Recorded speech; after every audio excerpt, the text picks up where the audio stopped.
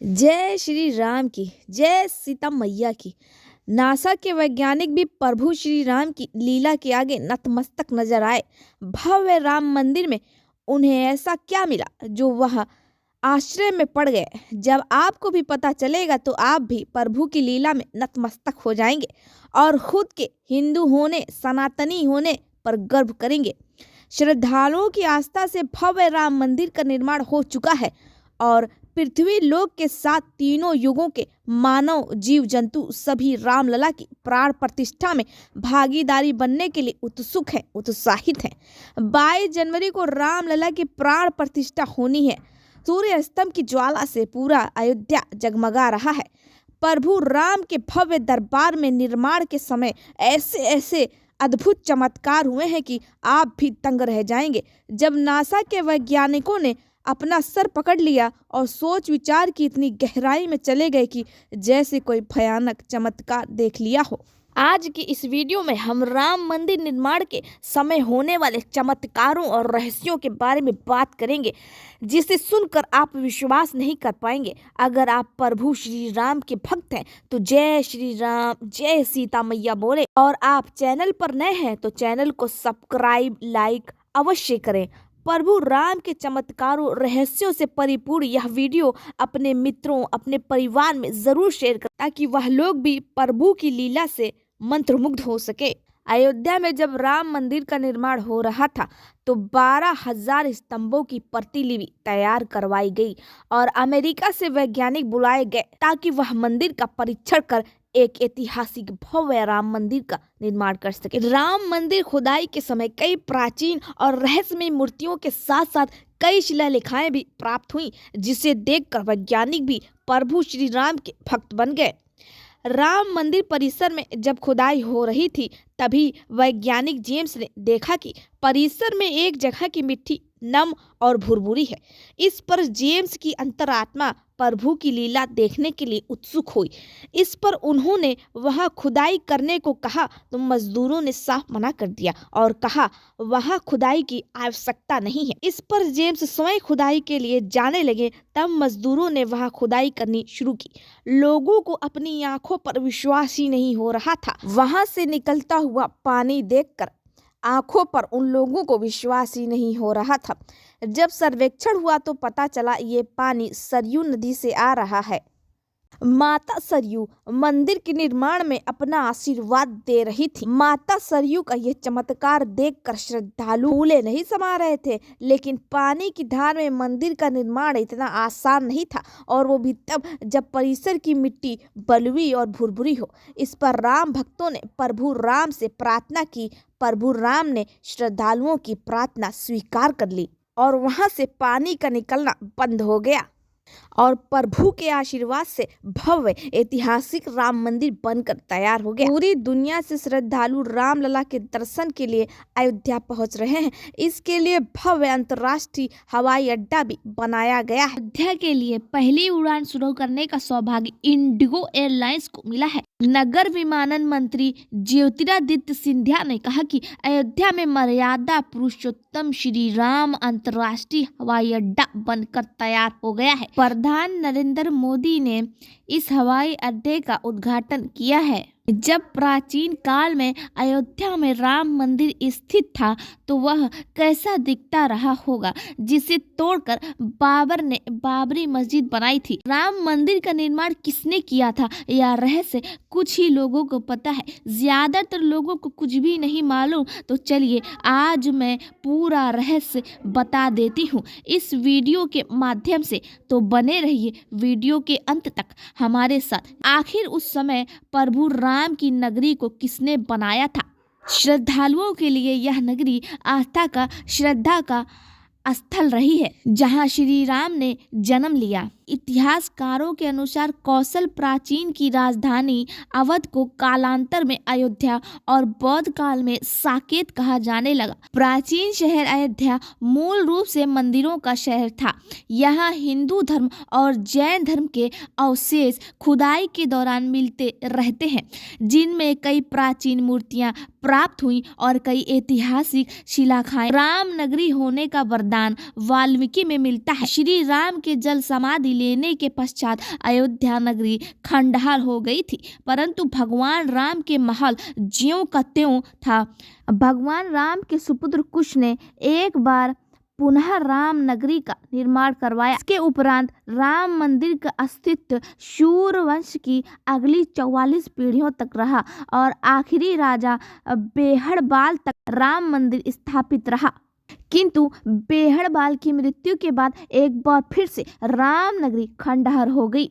महाभारत के युद्ध के बाद एक बार फिर अयोध्या नगरी खंडहर हो गई थी, लेकिन राम मंदिर अपनी जगह पर स्थापित रहा। उसके 100 वर्ष पूर्व उज्जैन के चक्रवर्ती सरमाट एक दिन युद्ध करते करते अयोध्या पहुंच गए और अपनी सेना के साथ एक वृक्ष के नीचे विश्राम करने लगे।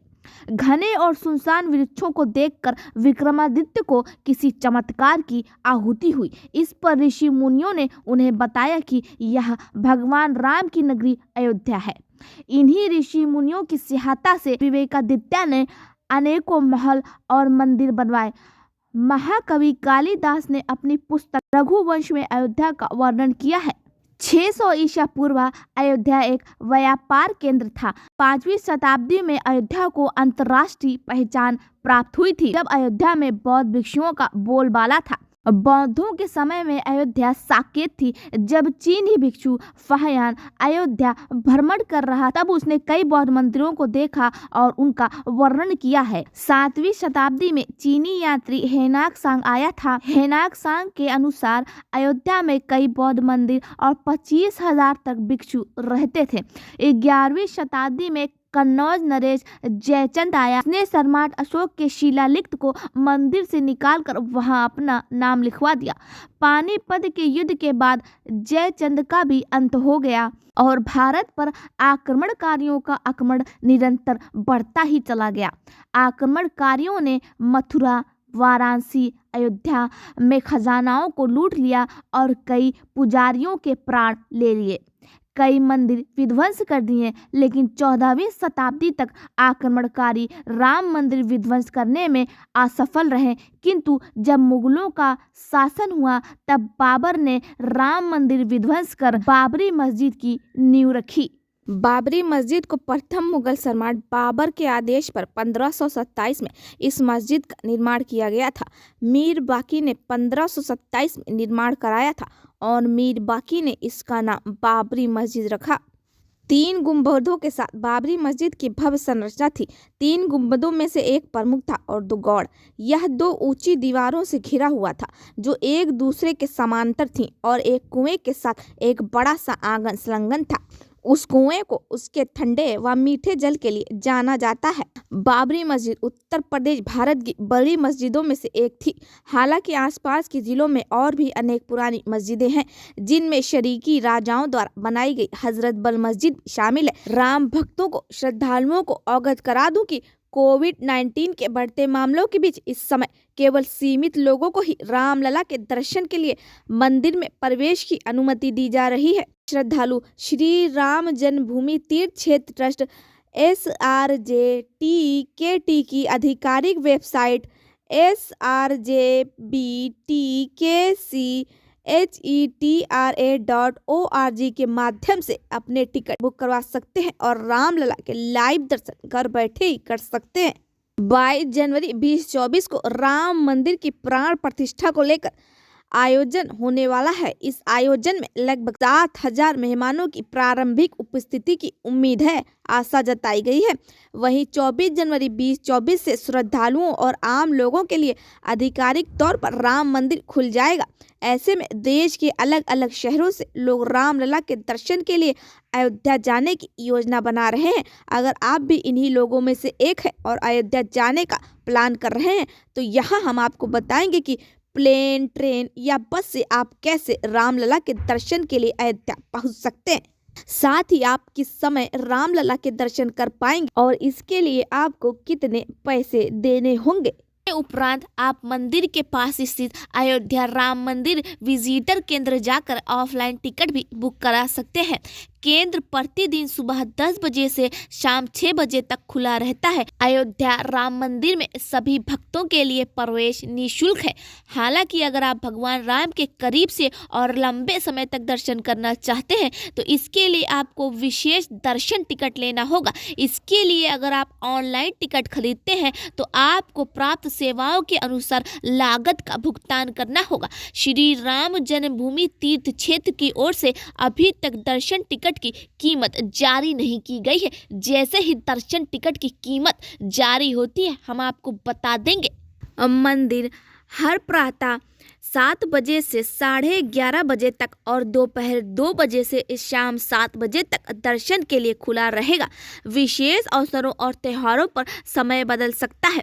ऐसे में अपनी यात्रा की योजना बनाने से पहले किसी भी अपडेट के लिए आधिकारिक वेबसाइट या विजिटर केंद्र से जानकारी हासिल कर। प्रातःकाल मंदिर में होगी श्रृंगार आरती प्रातः 6:30 बजे, भोग आरती दोपहर 12 बजे, संध्या आरती शाम 7:30 बजे। अगर राम भक्त बस से रामनगरी जाना चाहते हैं तो श्रद्धालुओं को बता दूं कि इसके लिए उत्तर प्रदेश राज्य सड़क परिवहन निगम की कई बसें अयोध्या और पड़ोसी शहरों जैसे लखनऊ, फैजाबाद और गोरखपुर के बीच नियमित रूप से चल रही हैं। इसके अलावा कई प्राइवेट बस ऑपरेटर भी अलग अलग रूट से यात्रियों को श्रद्धालुओं को अलग अलग ऑप्शन देते हैं। इस तरह की बस के लिए आप ऑनलाइन टिकट भी बुक करा सकते हैं। अगर आप ट्रेन से अयोध्या जाना चाहते हैं तो इसके लिए अयोध्या का अपना रेलवे स्टेशन है जिसका नाम अयोध्या धाम जंक्शन है। यहाँ के लिए दिल्ली, लखनऊ, वाराणसी, प्रयागराज और गोरखपुर से सीधे ट्रेनें चलती हैं। ऐसे में आप अपनी सहूलियत के हिसाब से नज़दीकी रेलवे स्टेशन से अयोध्या तक का सफ़र कर सकते हैं। अगर आप हवाई जहाज़ से अयोध्या जाना चाहते हैं तो इसके लिए अयोध्या में एक इंटरनेशनल एयरपोर्ट भी बना हुआ है। 15 जनवरी से देश की राजधानी दिल्ली से अयोध्या और मुंबई से अयोध्या के लिए एक डायरेक्ट फ्लाइट की शुरुआत की जाएगी। लखनऊ अंतर्राष्ट्रीय हवाई अड्डा अयोध्या से निकटतम हवाई अड्डा है। आप यहां पहुंच सकते हैं और रामलला के दर्शन कर सकते हैं। यहां के लिए कई प्रमुख एयरलाइंस घरेलू और अंतर्राष्ट्रीय फ्लाइट चलाती हैं। खासकर दूर से आने वाले लोगों के लिए ये एक सुविधाजनक प्रक्रिया है। अंतर्राष्ट्रीय हवाई अड्डे से अयोध्या लगभग 130 किलोमीटर दूरी पर स्थित है। इसके लिए हवाई अड्डे पर टैक्सियां और बसें आसानी से उपलब्ध हैं। राम भक्तों से श्रद्धालुओं से अनुरोध है कि यह वीडियो ज़्यादा से ज़्यादा शेयर करें ताकि सभी श्रद्धालु सुविधाजनक रामलला के दर्शन कर सके और आपको पुण्य की प्राप्ति हो।